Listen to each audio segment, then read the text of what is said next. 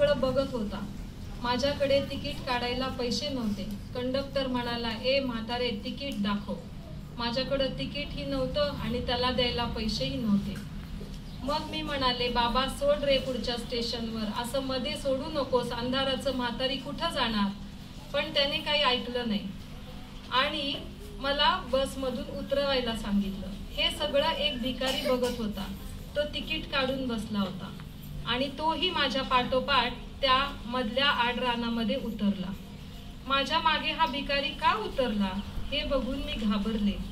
तरुण होते आणि मी घाबरले, काय करावं सुचेना। हातामध्ये ममता होती, बाळ होतं।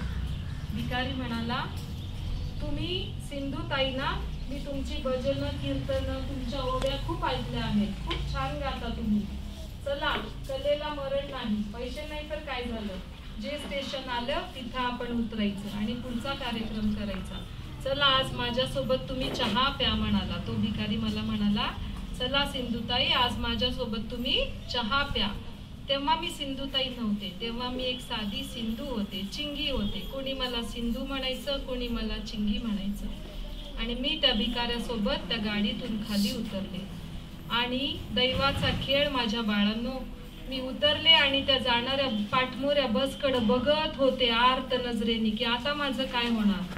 आणि बाळांनो, एकाच मिनिटामध्ये त्या बसचा स्फोट झाला आणि ती जळाली। मी माझं नशीब बलवत्तर मानलं। हा भिकारी नसून माझा विठ्ठल पांडुरंग माझ्या जवळ आला होता की त्यांनी मला मरणातून वाचवलं।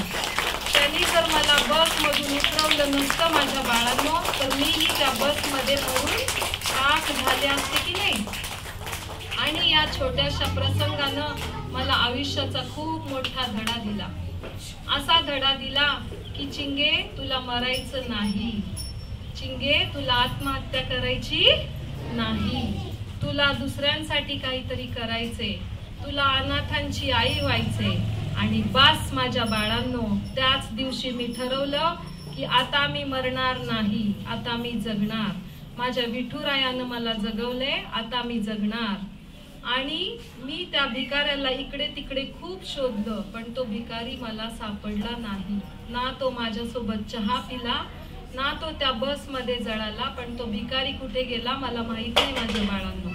मग माझा विश्वास बसला की तो विठ्ठलच होता, तो पांडुरंगच होता, तो माझा अल्लाच होता ज्याने मला वाचवलं आणि मला सांगितलं की सिंधू, तुला मरायचं नाही, तुला अनाथांसाठी जगायचंय। आणि आज जे हे तुम्ही बघताय, मी सासवडमध्ये माझा आश्रम उभा केलाय, मांजरीमध्ये आश्रम उभा केलाय। माझी ममता माझ्यासोबत काम केले, माझे मानस पुत्र माझ्यासोबत आहेत। आम्ही या सगळ्यांनी मिळून स्टेशनवरची अनाथ मुलं गोळा केली आणि त्यांचे आईबाप बनलो।